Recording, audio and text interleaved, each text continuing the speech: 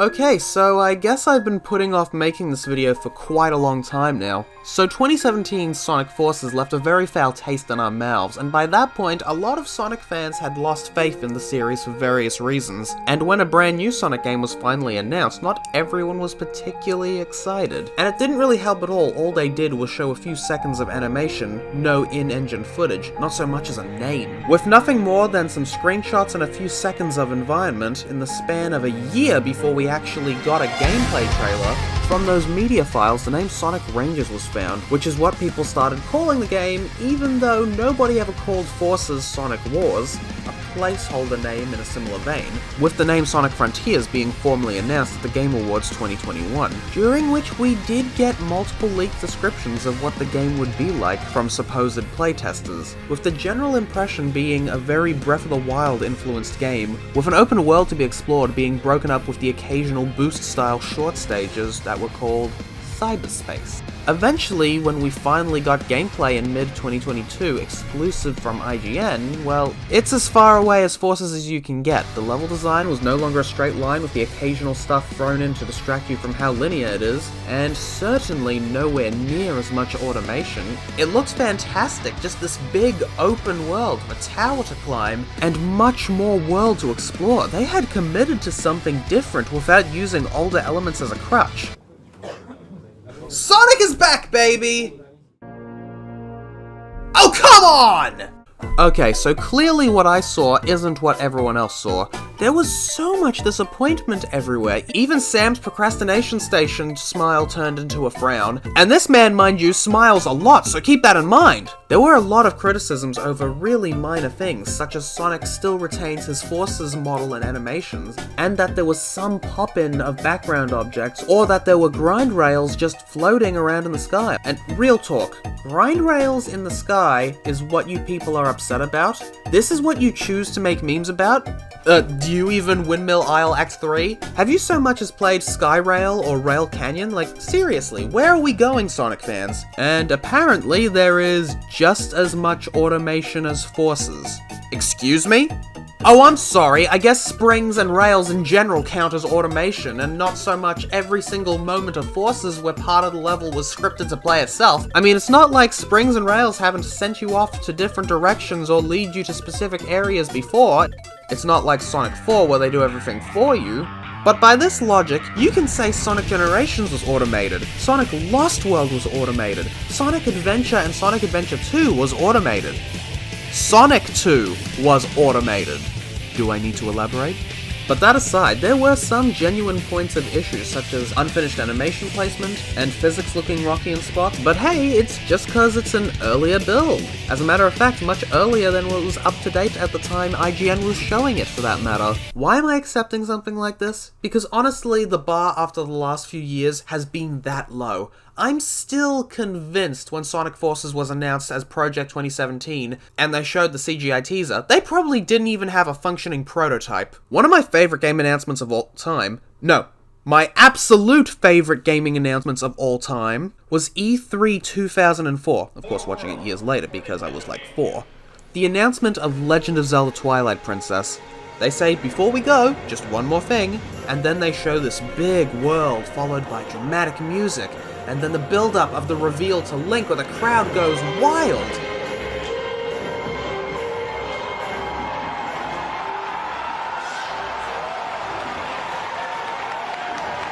All in-engine footage, right here, showing your audience and market, and presenting what you will be attempting to give them. Infinitely much better than the promise of something with a vague amount of footage, and then nothing for a year. Actually, you know what? I take it back, because Sega actually did announce a game like this. Sonic Mania.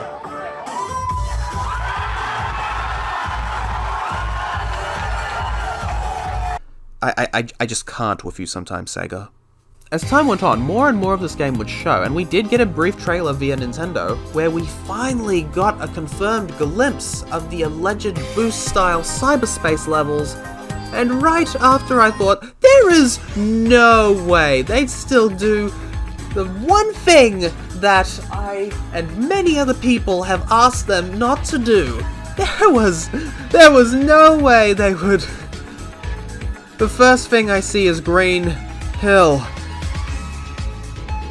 Why? Why Green Hill? Do you feel obligated, Sonic Team? Do you feel like you have to include it? Has there been a single Sonic game since Generation that doesn't have it? But to be fair, it didn't look that bad, and there was also a city level that looked new. Felt like elements of Radical Highway and Empire City, and both it and Green Hill had a very cyber techie looking skybox too. Soon enough the game would surface at events, and the most we could get online was brief glimpses from backgrounds of other videos, where we could barely make out what resembled Sky Sanctuary. No, I said, and many others, it couldn't! Why would it be?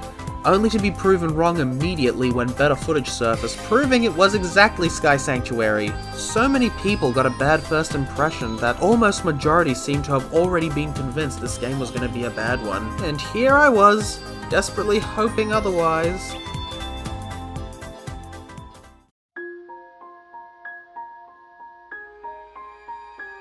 The more and more the game surfaced, the more we got to see. The more event demos people got to try, the more the game's image began to improve. While cyberspace still seemed to be the weak link, the open zone levels began to look more and more impressive, with visual bugs, animations, etc. starting to look much better. So much more gameplay across one of what will be multiple different islands. And Lost World's parkour is back too. And one of the biggest additions to this game is its combat. By far the most unique aspect ever implemented into a Sonic game with combos and a skill tree. Very different from both Sonic Battle and Sonic Unleashed Swearhog. Some cutscenes have been shown and they look fantastic. No waving arms with overly dramatic lines and poor attempts at comedy. And look, Sonic's face actually emotes. I swear, for years now they've done nothing but animate Sonic's mouth and eyelids. And now his brows finally move. Makes the world of difference to me as an animator. The game genuinely looks really fun, and every first-hand account of playing it at game events but confirms exactly what I want to see, considering during Forces there was no fun in the entire game and it was a painful chore.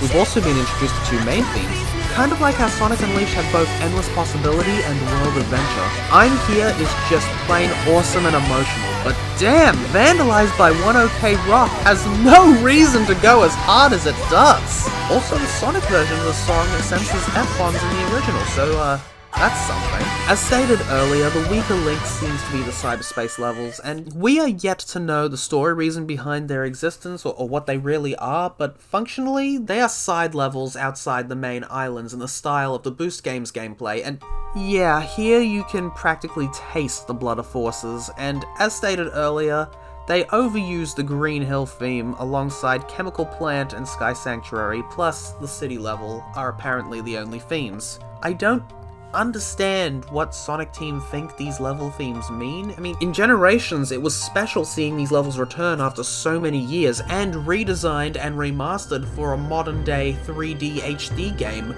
but they haven't stopped. It's almost as if they thought those levels in Classic Sonic were a requirement, and while I'm glad Classic Sonic is nowhere to be seen, in my opinion, I'm sure everybody would agree, when you keep bringing them back again and again without a real reason, you've essentially stripped away everything special about them. But that's not the only strange choice about cyberspace. Keep looking at them, and do you notice anything else familiar? The level layouts are one-to-one recreations of existing level layouts from Sonic Generations, Sonic Unleashed, and Sonic Adventure 2. Whilst people online call it lazy, I call it strange as it's an intentional design choice. Some theorize these are supposed to be Sonic's memories, but I don't know how I feel about Skyrail being reskinned into Green Hill. I can't say I have a fully formed opinion on this yet. Other than those, Frontiers has so far ticked every checkbox I wanted. The game doesn't play itself without inputs, it looks very fun and enjoyable, great visuals, epic music. They committed to the canonical and established consistent rules of this world. This singular, not more than one world. Writing that doesn't think it's a comedy then failing to do so? Sonic Team, instead of quickly making a generic Sonic game just to put out there, they are actively trying to make a game with a distinct identity that they want to be proud of, and that's all I can really ask for. Well, other than respecting Super Sonic. Also, Sonic is allowed to show emotion now. It sounds like Roger Craig Smith's voice direction has changed. You might not remember, but earlier he announced he'd be stepping down from the role after 10 years, only to later state he was staying in the role. I've always liked Roger as Sonic's voice, but he has been given nothing but not so great material to work with in the games. Not in Boom. Oh great, now he's affecting canon! In Sonic Boom, he was always perfect.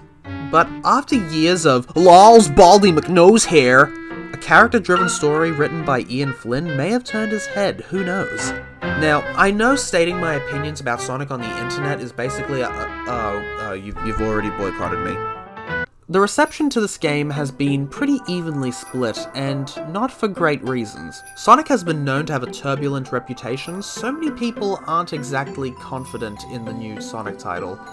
As a matter of fact, there is a huge wave of blind hate, either writing it off as bad immediately or complaining about everything when there's no real reason to complain about them. Such minor things that if we're in any other game, nobody would bat an eye or care, but when it's in a Sonic game, oh no, it's suddenly an issue. But it's not just that. The other side is a large wave of blindly defending because they are so desperate for one Sonic win. And it's been a full-on war between these two sides, and anybody who has a solid opinion acknowledging both pros and cons gets swept aside and ripped apart by either side. I've never seen Sonic Twitter this toxic before, and Sonic Twitter is always toxic. So seriously people, quit it! I know me saying this won't change anything, but I might as well say it.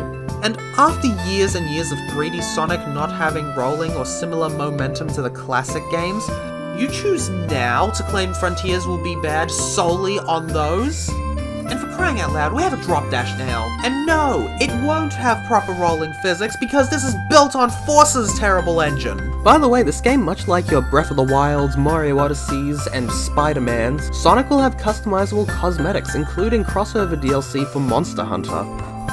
Also, there was this official newsletter for the game that gave subscribers free sub shoes. But I've never seen a sign up for everything that just wants to make sure I actually want to sign up and it isn't a mistake. Let alone confirm my humanity. And honestly, before playing this game, I am worried because I have noticed things worth criticizing. But there's so much good to see here that I do have confidence in this game, and I'm looking forward to it. Stay tuned, and stay awesome.